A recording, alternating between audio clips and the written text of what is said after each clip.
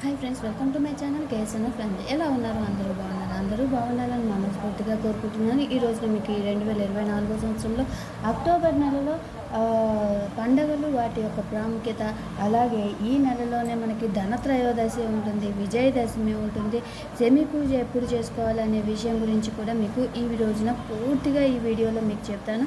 అంతకన్నా ముందుగా ఈ రోజున మీకు ఈ వీడియో కనుక చూస్తున్నట్లయితే, ప్రతిరోజు చూస్తున్నట్లయితే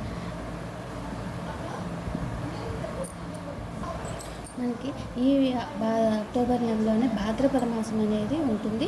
ఈ భాద్రపద మాసం అనేది అక్టోబర్ 1వ తారీఖు ఉంటుంది. ఈ అక్టోబర్ 1వ తారీఖున భాద్రపద బహుళ చతుర్దశి ఉంటుంది. ఈ రోజున అంతర్జాతీయ కాఫీ దినోత్సవం, ప్రపంచ శాకాహార దినోత్సవం, మాస శివరాత్రి ఈ రోజునే ఉంటుంది. ఇది చాలా మాస శివరాత్రి ప్రతి నెలలో వచ్చే శివరాత్రి పండుగ. శివరాత్రి శివునికి అభిషేకం చేసుకుంటే చాలా మంచిది. అలాగే 2వ తారీఖు అమావాస్య, మహాలయ అమావాస్య. ఈ రోజున పితృకార్యాలు నిర్వహించుకోవడం చాలా ఉత్తమం. ప్రతి ఒక్కరూ కూడా పితృకార్యాలను నిర్వహించుకోండి.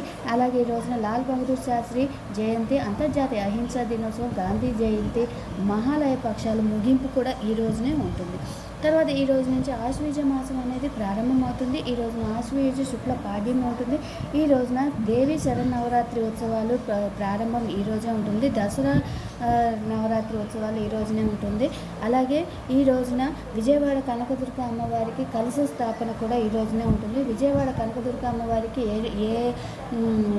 ఏ రోజున ఏ అలంకరణ చేస్తారు, ఏ రంగు చీర కడతారు, ఏ నైవేద్యం పెడతారో, ఏ పూజా సమయం, ఇలాంటి అన్ని విషయాల గురించి నేను ఒక వీడియో చేశాను. ఆ వీడియో లింక్ అనేది కింద డిస్క్రిప్షన్లో ఇస్తాను, చూడండి.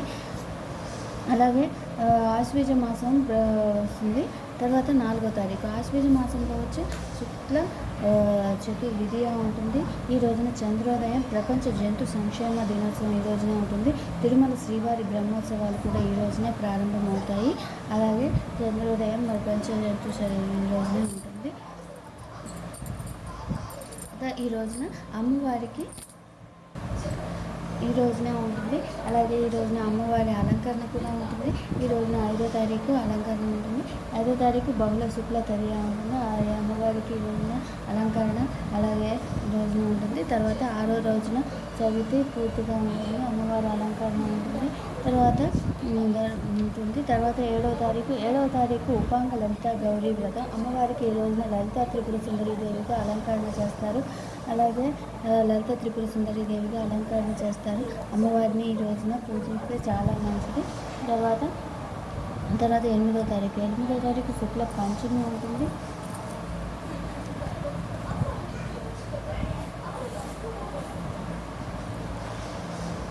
8వ తారీఖు శుక్ల పంచమి ఉంటుంది. ఇండియన్ ఎయిర్ ఫోర్స్ డే ఈ రోజునే ఉంటుంది. అలాగే 9వ తారీఖు శుక్ల షష్ఠి ఉంటుంది. మూలా నక్షత్రం ఉంటుంది. అమ్మవారిని ఈ రోజున సరస్వతి దేవిగా పూజిస్తారు. అలాగే ఇండియన్ ఎయిర్ ఫోర్స్ డే ఈ రోజునే ఉంటుంది.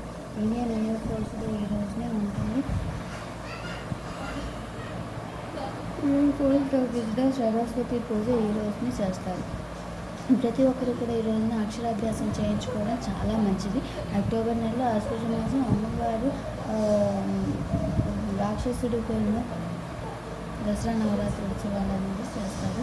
తర్వాత 10వ తారీఖు ప్రపంచ మానసిక ఆరోగ్య దినోత్సవంగా జరుపుకుంటారు. చిత్రకార్తె ప్రారంభం ఈ రోజు ఉంటుంది. దుర్గాష్టమి, దేవి త్రిరాత్ర వ్రతం అంటే దుర్గాష్టమి, మహానవమి, విజయదశమి అని 3 త్రిరాత్ర వ్రతం అని ఈ రోజు నుంచి 3 రోజులు వ్రతం అనేది చేస్తారు. మంచిది. ఈ 3 రోజులు కూడా అమ్మవారి పూజలు చాలా మంచిది. తర్వాత అంతర్జాతీయ బాలికా దినోత్సవం ఈ రోజునే ఉంటుంది. మహానవమి ఈ రోజున, అలాగే దేవి హోమాలు ఈ రోజునే ఉంటాయి. అలాగే ఈ రోజున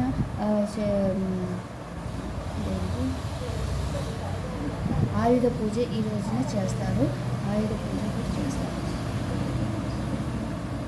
తర్వాత 12వ తారీఖు శుక్ల దశమి. ఈ రోజున విజయదశమిగా జరుపుకుంటారు.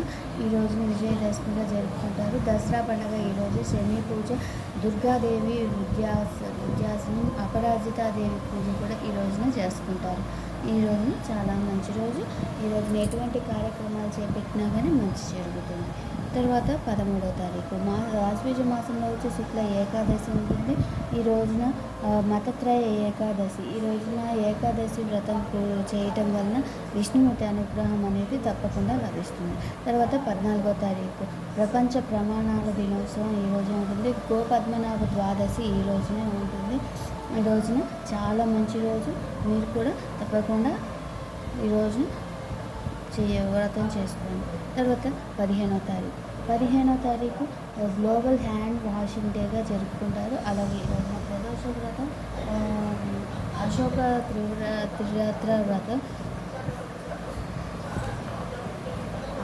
త్రిరాత్ర వ్రతం ఈ రోజున చేస్తారు. తర్వాత 16వ తారీఖు ప్రపంచ ఆహార దినోత్సవంగా జరుపుకుంటారు. తర్వాత వాల్మీకి జయంతి పౌర్ణమి.